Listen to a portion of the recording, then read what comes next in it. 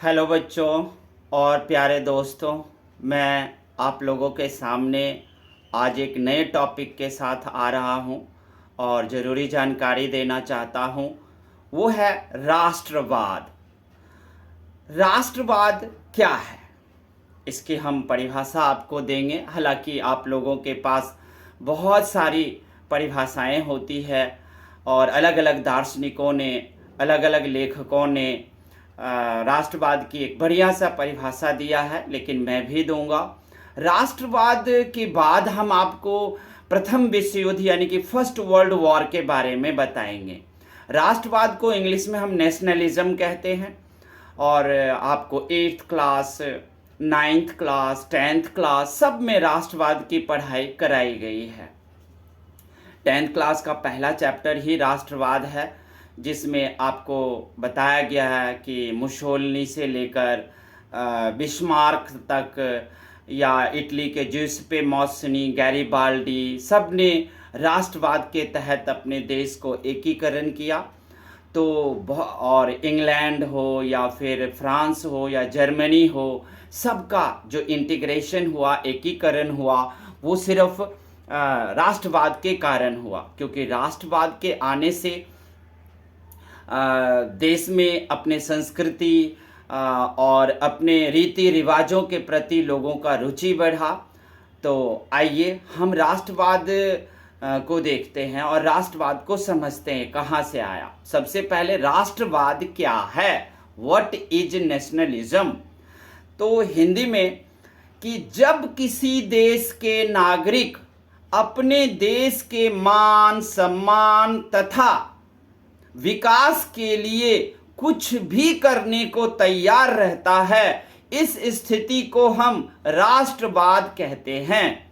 In English, nationalism is the situation when the citizen of a particular country is ready to do anything to for their country development and prestige, dignity, honor.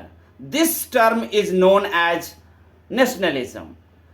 तो आपने देख लिया कि हम अपने देश के लिए कुछ भी कर सकते हैं। अब प्रश्न उठता है कि राष्ट्रवाद दो प्रकार के होते हैं। एक तो हुआ राष्ट्रवाद, यानी कि कह सकते हो मॉडरेट नेशनलिज्म और नरम राष्ट्रवाद, और दूसरा होता है चरम राष्ट्रवाद यानी कि एक्सट्रीम नेशनलिज्म। इसमें आपको गौर करना है कि चरम राष्ट्रवाद में आप अपने देश की तरक्की और विकास के लिए कुछ भी करोगे, ये बिल्कुल राष्ट्रवाद है और सही भी है। लेकिन जब आपके मन में ये आता है कि नहीं, मैं अपने देश की तरक्की हमारा तभी हो सकता है जब हम दूसरे देश पर आक्रमण करें, उसका संसाधन छीन लें, उसके रिसोर्सेस को हड़प करके फिर हम अपने आप को तरक्की करें, तो उसे बोलते हैं चरम राष्ट्रवाद। अब राष्ट्रवाद हमारे भारत देश में है, बहुत अच्छा है। अब देखोगे कि भारत देश में राष्ट्रवाद कहां से कैसे आया। तो राष्ट्रवाद हमारे देश में पहले नहीं था, तो अंग्रेजों के गुलाम हो गए हम। हमारे देश में रजवाड़े थे, बहुत सारे लोग थे, बहुत सारे शासक थे, सब में आपस में नहीं मिलती थी, राष्ट्रवाद था नहीं। इसलिए विदेशी आक्रमणकारी आए और वो हमें लूट कर चले गए और इधर बन के हमें गुलाम भी बना लिया, क्योंकि राष्ट्रवाद नहीं था। लेकिन जब राष्ट्रवाद आया तो हम आज़ाद भी हो गए और लोग हंसते हंसते फांसी पर चढ़ने लगे। अब आपको एक बात का ध्यान रखना है कि ये राष्ट्रवाद आया कहां से। क्या भारत में इसका जन्म हुआ? नहीं, इसका जन्म यूरोप में हुआ, और यूरोप में भी फ्रांस में। क्योंकि 9th क्लास में आप लोगों ने पढ़ा था फ्रांसीसी क्रांति यानी कि फ्रेंच रिवॉल्यूशन। फ्रेंच रिवॉल्यूशन के दौरान आपने देखा 1789 में, 14 जुलाई 1789 को फ्रांस की क्रांति शुरू हुआ 14 जुलाई को, और बास्तील के किले से शुरू हुआ। तो क्यों वहां पर राष्ट्रवाद आया, तभी क्रांति हुआ?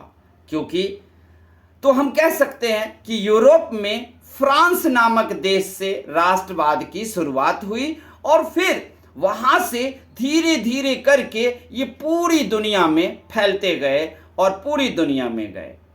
फ्रांस की क्रांति सफल हुई, लोगों के अंदर राष्ट्रवाद आया, नेपोलियन आया। नेपोलियन ने जब शासक बना तो वहाँ के सारे पुरुषों को, 21 साल के पुरुषों को वोट देने का हक दिया। और दूसरी बात, चर्च और कुलीन के सारे उसका एसेट संपत्ति छीन करके और फिर तृतीय स्टेट को सुख समृद्धि से भर दिया उसको, और टैक्स के लिए तो सबको आज़ाद कर दिया। कहते हैं राष्ट्रवाद क्यों आया? तो जब तृतीय स्टेट के साथ फ्रांस में जो गलत हो रहा था, जो उन्हें दो दो जगह टैक्स देना पड़ रहा था, इस वजह से जब नेपोलियन ने उन्हें टैक्स फ्री किया, कहा तुम अपना जीवन जी सकते हो, तो वो अपने देश के लिए क्यों ना मरना पसंद करें? तब उनके अंदर क्यों नहीं राष्ट्रवाद आएगा? इसीलिए उनके अंदर राष्ट्रवाद आया। अब ये राष्ट्रवाद आने के बाद राष्ट्रवाद ने क्या क्या किया? राष्ट्रवाद में तो सिर्फ आपको अच्छाई ही दिख रही है, लेकिन नहीं, राष्ट्रवाद की आप देखोगे कि राष्ट्रवाद था, लेकिन जब ये एक्सट्रीम हो गया, जब ये राष्ट्रवाद चरम पर पहुंच गया, तब क्या हुआ? तो प्रथम विश्व युद्ध हुआ। जब मैं आपको प्रथम विश्व युद्ध का जब वीडियो डालूंगा तो आप देखोगे कि प्रथम विश्व युद्ध का पहला कारण क्या था? राष्ट्रवाद। द्वितीय विश्व युद्ध का, सेकेंड वर्ल्ड वॉर का पहला कारण क्या था? राष्ट्रवाद। तो राष्ट्रवाद तो अच्छा था, ये फिर बुरा कैसे हो गया? राष्ट्रवाद बुरा बना जब ये चरम राष्ट्रवाद में पहुंच गया। जैसे फ्रांस था, नेपोलियन ने देखा कि हमें पूरी दुनिया को जीतना है, फ्रांस को समृद्ध बनाना है, फ्रांस में जो जो संसाधन नहीं थी वो दूसरे देशों को हम लूट कर उस पर कब्जा करके तब हम अपने देश को तरक्की करेंगे। अब प्रश्न उठता है कि ये राष्ट्रवाद चरम पर कैसे पहुंचा? क्या अपने देश में रहकर तरक्की नहीं की जा सकती थी, विकास नहीं कर सकते थे? तो ये भी कहा जाता है कि वो राष्ट्रवाद ही नहीं जो चरम पर ना जाए, क्योंकि जब आप राष्ट्रवाद आएगा और आप तरक्की करोगे, तरक्की करने के बाद आपका लोभ लालच बढ़ना तय है, तो निश्चित तौर से राष्ट्रवाद चरम में जाना भी तय है। मीन्स कि nationalism must be reach at the stage of extreme nationalism. यानी कि अगर राष्ट्रवाद है, और यह भी कहा जाता है कि वो राष्ट्रवाद ही क्या जो चरम पे ना पहुंचे, सभी तरह के राष्ट्रवाद चरम पर पहुंचा ही पहुंचा है और फिर वो युद्ध करा देता है। और युद्ध भी ऐसा कि वो first world second world war में बदल जाता है। अब राष्ट्रवाद के लिए अगर 10th का चैप्टर लोगे तो उसमें जर्मनी को देखोगे। जर्मनी बिखरा पड़ा हुआ था, लेकिन वहाँ पर में बिस्मार्क आया और तब जाकर के अंतिम में, हालांकि बिस्मार्क से भी पहले बहुत लोगों ने कोशिश किया, जो आप लोगों ने पढ़ा ही होगा, लेकिन बिस्मार्क आया और जर्मनी का एकीकरण कर दिया। आगे फिर इटली भी आया। इटली भी 6-7 भागों में बटा हुआ था, पिडमोंट, सार्डिनिया एक्सेट्रा सब, जिस पे मोसनी ने कोशिश किया, नहीं हुआ। उन्होंने यंग इटली की स्थापना करके राष्ट्रवाद लाने की कोशिश की। उसके बाद उनका काउंट कैमिलो दे काबूर आया, फिर अंत में गैरिबाल्डी आया, जो पूरी तरीके से इटली के 6-7 भागों को आपस में जोड़ दिया और इटली ताकतवर बन गया। तो ध्यान रहे, इटली ताकतवर अगर बन गया तो प्रथम विश्व युद्ध और द्वितीय विश्व युद्ध दोनों में ही इटली का हाथ था। अगर जर्मनी में राष्ट्रवाद आया और वो अपने आप को जोड़कर एक ताकतवर बनाया, तो आप जानते हो प्रथम विश्व युद्ध और द्वितीय विश्व युद्ध का मुख्य वजह और मुख्य किरदार जर्मनी था। इसलिए राष्ट्रवाद को हर क्लास में क्यों पढ़ाया जा रहा है? ताकि आप आराम से, बढ़िया से राष्ट्रवाद को समझ सको, ताकि वो राष्ट्रवाद कभी चरम में ना जा पाए, वो राष्ट्रवाद कभी एक्सट्रीम ना बन जाए, क्योंकि एक्सट्रीम बनने पर युद्ध होता है और बहुत बड़ा युद्ध होता है। और ये मानवता को लील जाता है, मानवता को खा जाता है। तो आप क्या चाहते हो कि हमारे पास एक ऐसी राष्ट्रवाद हो जो हमें लील जाए, मानवता को खा जाए? क्योंकि जब मैं आपको फर्स्ट वर्ल्ड वॉर, प्रथम विश्व युद्ध के बारे में बताऊंगा तो उसकी विभत्सता सुन करके आपको लगेगा कि क्या इंसानियत पर में इतना बड़ा खतरा आया था। इसलिए याद रहे, राष्ट्रवाद को राष्ट्रवाद ही रहने दो, उसे चरम राष्ट्रवाद नहीं बनाना है। आज हमारे देश में ही देख लो, मोदी सरकार को राष्ट्रवादी पार्टी कहा जाता है, यानी कि ये बात तय भी है कि जो बीजेपी है वो आपका राष्ट्रवादी पार्टी है और जो कांग्रेस पार्टी है वो सेक्युलर है, यानी कि धर्मनिरपेक्ष पार्टी के नाम से उनको जाना जाता है।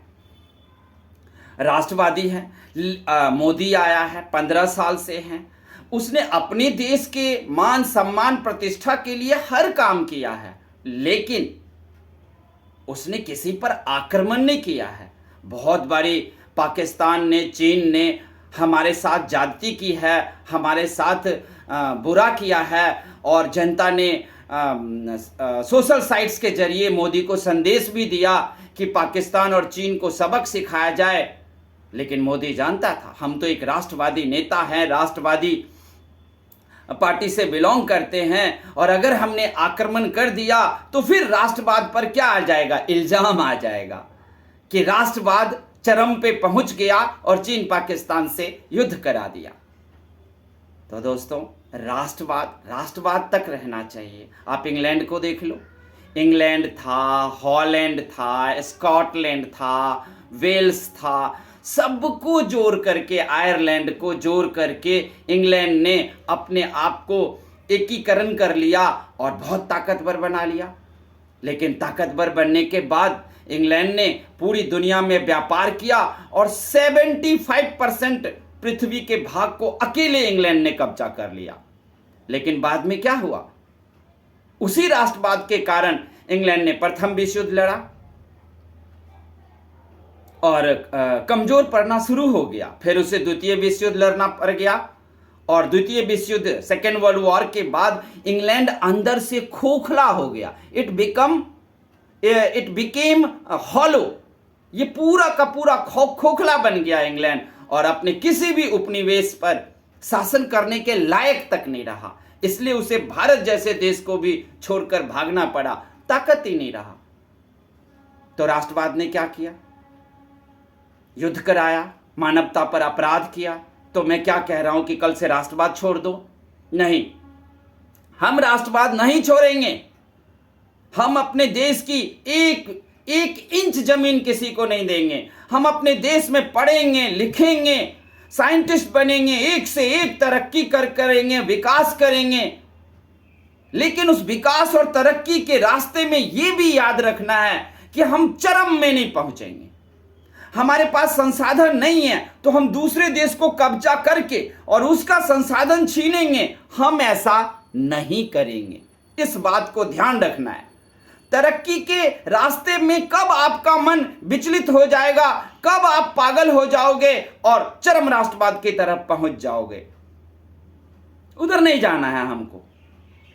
इसलिए तरक्की के साथ साथ आपको 8th, 9th, 10th तीनों क्लास के एसएसटी में राष्ट्रवाद को पढ़ाया जा रहा है, ताकि तरक्की भी अगर करना, विकास करना, आप बहुत ऊंचे पद पे जाना, तो याद रखना कि राष्ट्रवाद तो हमारे अंदर होना ही चाहिए। यानी कि अपने देश की रक्षा करने का हमारे अंदर एक जज्बा होना चाहिए, हिम्मत होना चाहिए। लेकिन एक चीज नहीं होना चाहिए और वो है चरम पे नहीं जाना। हमें किसी पर आक्रमण करके, उसका संसाधन छीन करके और तब हमें तरक्की नहीं करना।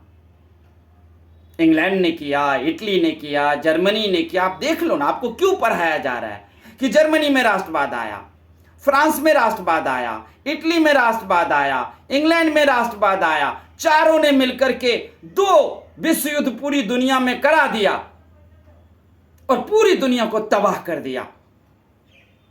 कितने सारे लोग मारे गए, क्या हुआ था, सब बताएंगे हम आपको अगले वीडियो में, जब हम आपको प्रथम विश्व युद्ध के बारे में वीडियो डालेंगे। तो याद रखना है, राष्ट्रवाद राष्ट्रवाद रहना चाहिए। राष्ट्रवाद के लिए आप कविता लिखो, गीत लिखो, ताकि लोगों के अंदर राष्ट्रवाद आए।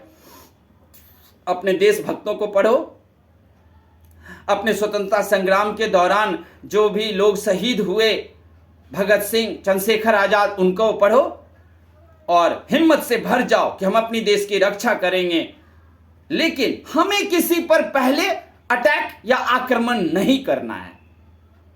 संयुक्त राष्ट्र संघ है, चीन और भारत की कोई प्रॉब्लम है, भारत पाकिस्तान की प्रॉब्लम है, सीमा विवाद है, तो उसके लिए हमारे पास एक अंतर्राष्ट्रीय प्लेटफॉर्म है, यूएनओ है। वहां पर जाकर के हम अपने प्रॉब्लम, समस्या को दूर करने की कोशिश करेंगे, लेकिन पहले आक्रमण नहीं करेंगे। लेकिन अगर हम पर किसी ने आक्रमण किया तो हम अपनी जज्बा, हम अपनी शक्ति से और हम अपने अंदर राष्ट्रवाद जो हमने जगा रखी है, उस राष्ट्रवाद की जो अभी दीपक है, तब हम उस राष्ट्रवाद के दीपक को आग में बदल देंगे। लेकिन हमें चरम राष्ट्रवाद में नहीं जाना, हमें फिर से प्रथम विश्व युद्ध, द्वितीय विश्व युद्ध नहीं कराना, ना तृतीय विश्व युद्ध की तरफ आगे बढ़ना है। क्या हुआ था हिरोशिमा पर, क्या हुआ था नागासाकी पर? विश्व युद्ध के दौरान हुआ ना इतनी तबाही, परमाणु बम छोड़ा गया, और यह परमाणु बम सब किस कारण हुआ? राष्ट्रवाद के कारण। और राष्ट्रवाद के कारण हम नहीं कहेंगे, चरम राष्ट्रवाद के कारण हुआ। तो आपको गौर करना है, आप क्या चाहते हो, चरम राष्ट्रवाद या राष्ट्रवाद? इसलिए मैंने आज आपको राष्ट्रवाद पर पूरा एक भाषण दिया, एक वीडियो बनाकर दिया।